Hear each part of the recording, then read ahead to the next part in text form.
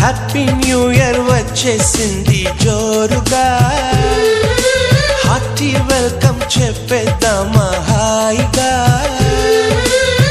కొత్త కొత్త ఊహల్లో తెలిపోటియా, మనసులోని ఆశల్ని పంచుకో బ్రదర్. గుండెలోని భావాలు గుప్పుమన్న ఈ వేళ, కదిలల్లే కాలపు కన్నెకి టాటా చెప్పుదామా. జనవరితో అడుగులు వేస్తూ ముందుకి పోదామా.